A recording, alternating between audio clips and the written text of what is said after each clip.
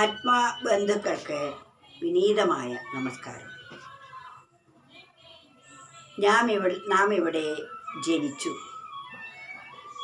ജനിച്ചു കഴിഞ്ഞാൽ പിന്നത്തേത് ജീവിതമാണ്.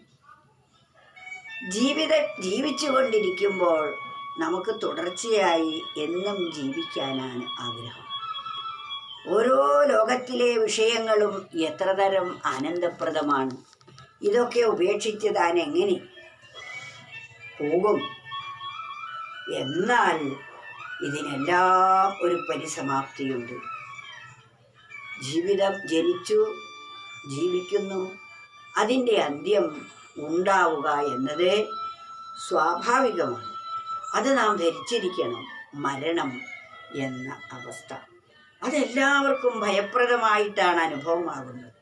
വാസ്തവത്തിൽ സത്യം എന്തെന്ന് ബോധിക്കുമ്പോൾ മരണഭയം ഉണ്ടാവുകയേ ഇല്ല. എല്ലാവരെയും, എല്ലാ ജീവികളെയും ഭയപ്പെടുത്തുന്ന ഒന്നാണ് മരണം. ആ മരണത്തിൽ നിന്നും രക്ഷപ്പെടാനുള്ള ഏകവിദ്യ ആത്മവിദ്യയാണ്. തരതി ശോകം ആത്മവിദ്. എല്ലാ ദുഃഖത്തിൽ നിന്നും, എല്ലാ ഭയത്തിൽ നിന്നും മോചനം നേടാനുള്ള ഏക പോംവഴി ആത്മവിദ്യയാണ്.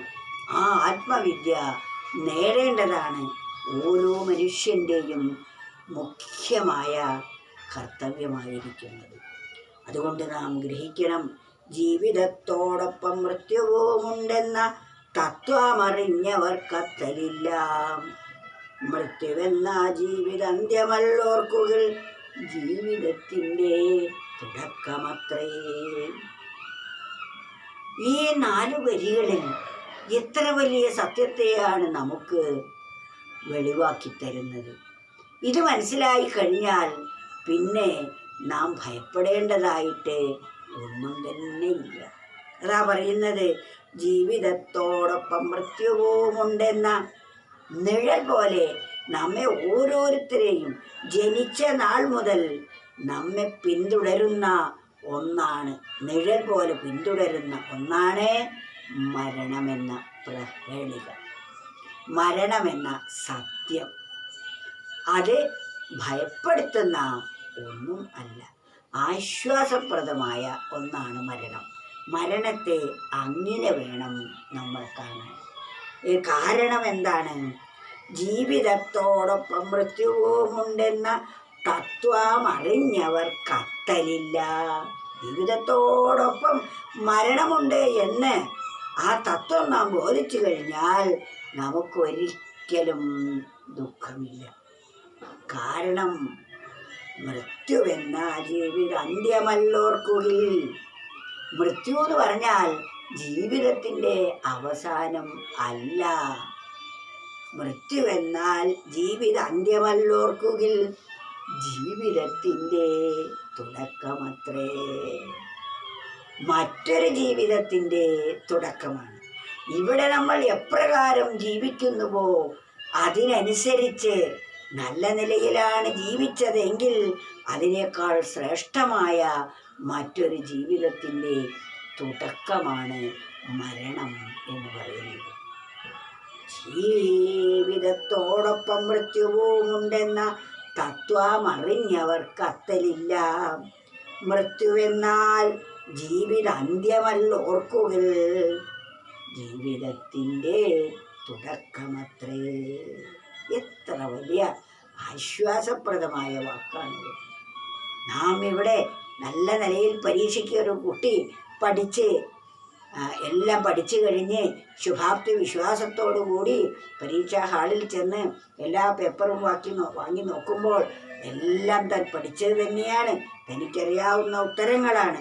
അങ്ങനെ ധൈര്യസമേതം ഉത്തരങ്ങളെല്ലാം എഴുതി ആ കുട്ടിക്ക് നല്ല ശുഭാപ്തി വിശ്വാസമുണ്ട്. അതിൻ്റെ റിസൾട്ട് വന്നപ്പോൾ ഏറ്റവും നല്ല മാർക്കോടുകൂടി അടുത്ത ക്ലാസ്സിലേക്കുള്ള പ്രമോഷനായി. അതേപോലെ ഇവിടെ നാം ജീവിക്കേണ്ട മാതിരി ജീവിച്ചാൽ നമുക്ക് കൃതാർത്ഥത മാത്രമേ ഉള്ളൂ. അപ്പോൾ പരീക്ഷ നേരിടുമ്പോൾ ഭയം തോന്നുകയില്ല, പരിഭ്രമം ഉണ്ടാവുകയില്ല. എന്നാൽ അടുത്ത ക്ലാസ്സിലേക്കുള്ള പ്രമോഷനും കിട്ടുന്നു. അതുപോലെ ഇവിടെ നാം ജീവിക്കേണ്ട വിധം ജീവിച്ചാൽ ആ മരണകാലം നമുക്ക് ആശ്വാസപ്രദമായിരിക്കും. മാത്രമല്ല മറ്റൊന്നുകൂടിയുണ്ട്, ഇതിനേക്കാൾ ശ്രേഷ്ഠമായ മറ്റൊരു അവസ്ഥയിലേക്കുള്ള തുടക്കമാണ് മരണം എന്ന് പറയുന്നത്. അതാണ് മൃത്യുവെന്നാൽ ജീവിത അന്ത്യമല്ല, ഓർക്കുക, ജീവിതത്തിൻ്റെ തുടക്കമത്രേ. മറ്റൊരു ജീവിതത്തിൻ്റെ തുടക്കമാണ് മരണം എന്ന് പറയുന്നത്. പിന്നെ നാം എന്തിനു ഭയപ്പെടണം? ഇതറിയാത്തത് കൊണ്ടാണ് ഭയം. ആ അറിവ് നാം നേടിയാൽ അതാണ് തരതി ശോകം ആത്മവിദ്യ എന്ന് പറയുന്നത്. എല്ലാ ദുഃഖത്തിൽ നിന്നും തരണം ചെയ്യാനുള്ള ഏക പോംവഴി ആത്മവിദ്യ. ഇതാണ് ആത്മവിദ്യ എന്ന് പറയുന്നത്. ഇത് ബോധിച്ചു കഴിഞ്ഞാൽ നമുക്ക് ഭയമില്ല. നമുക്ക് മരണം മറ്റൊരു ജീവിതത്തിൻ്റെ തുടക്കമാണ്.